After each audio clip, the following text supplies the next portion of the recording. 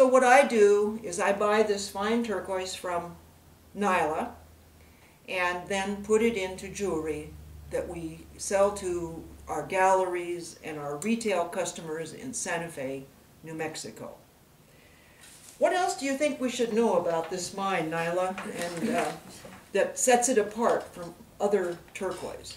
Well, one thing about Morenci, it takes a little bit of talent to cut it, and the reason being is that it's a very hard turquoise. How hard is it? It'll range anywhere from 6.5 up to 7.5 on the Mohs scale. Wow.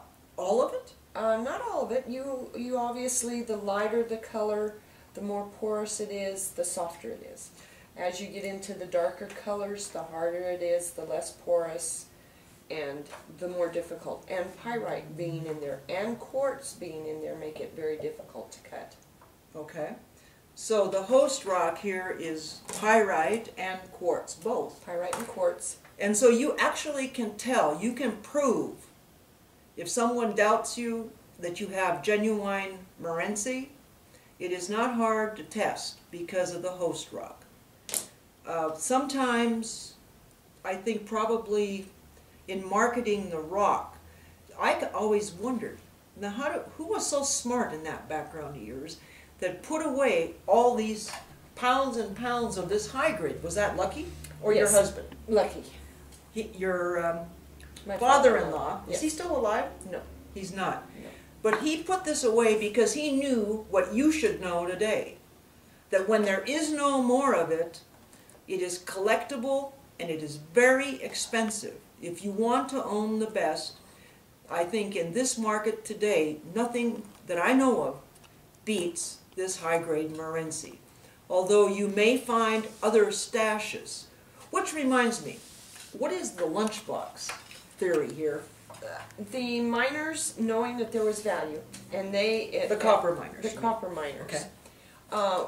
Would go to all kinds of extremes to get a little bit of this. And they would, what they call lunch boxes, they would get what they could and put it in their lunchbox to take it out of the mine, because it was illegal for them to do that, to take any of the turquoise out, because Mr. Brown had the contract. But because it was a common practice, and the family was very much aware that this was going to happen, regardless, they couldn't live out at the pit, what they would do is when they would hit a vein of turquoise, they would work it all day. Well, when they went home in the evening, they would cover the vein back up, but they would take a bucket that they had dug of, let's say, maybe the lighter colors or the medium colors, and they would sprinkle it out about away from where the actual vein was. That's great. It was cleaned up every morning. Oh, wow. Well, now this lunch bucket turquoise is an interesting thing. I have a 40-50 pound bucket under my table in there that's just that, and I'm not even sure what it is. It looks like a mixture of many different mines.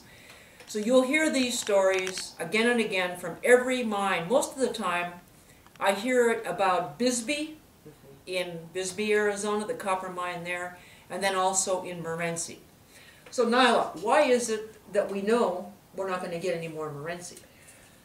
Unfortunately, in the 80s, they changed their process of mining the copper.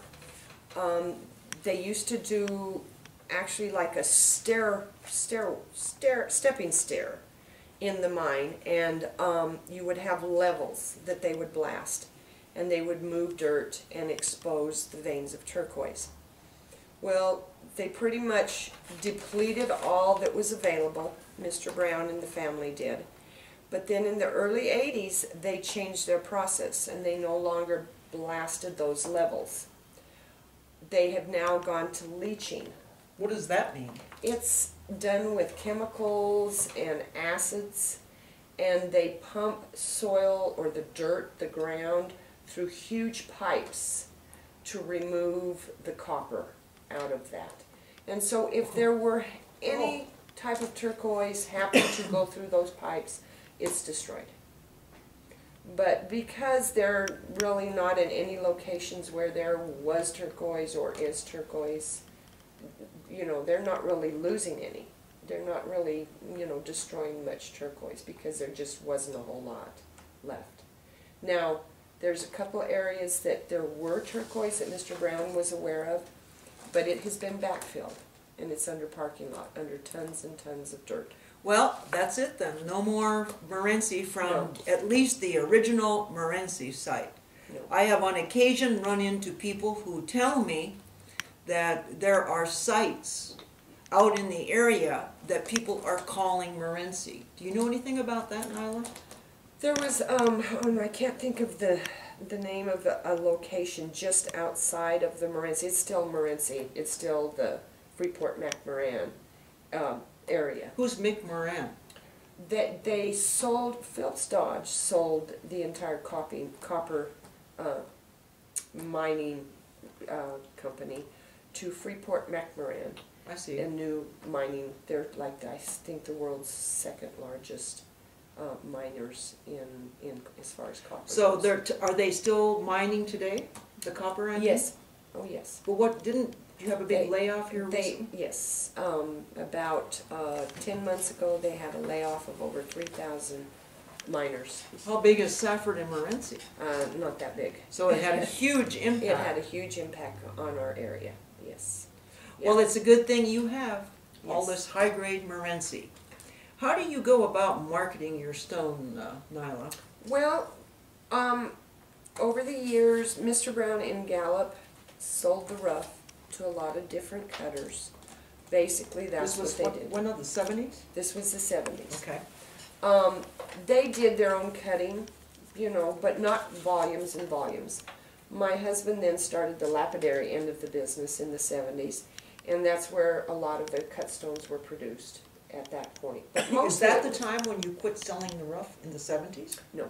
When did you stop? We stopped in the mid-80s. Okay, so that means that you certainly can still find cabs of turquoise from Morenci that do not come from us or Nyla. Yes. However, I must tell you, I have some wonderful, wonderful examples that I bought 25, 30 years ago. Mm-hmm. But today, when I see these things come in, I can tell you they're tiny stones. They are not this kind of quality. That's not saying that somebody doesn't have a stash in their safe somewhere. But to see this big a piece right here of turquoise, or a vein this big, I never see it. There is nothing else out there where you can see those nice big pieces of turquoise. And I guarantee you, they'll cost you because they are so rare and so beautiful. So clearly, when you spend several $100s on a piece of jewelry with Morenci, you need to know your source. I wonder, is there anyone who can come close to looking like this rock? Nothing in natural, no. Okay. But there has been some turquoise brought out of Mexico and California, the Noctisari turquoise, that has pyrite in it.